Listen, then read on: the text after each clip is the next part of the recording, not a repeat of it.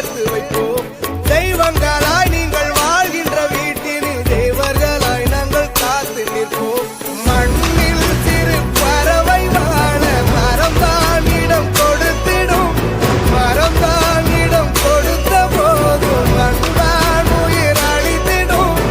இன்னொரு ஒரு உலகில் நான் மலர்ந்தாலும் கூட இதுபோல் ஒரு சொந்தம் கிடைத்திட நான் வரம் கேட்பேன்.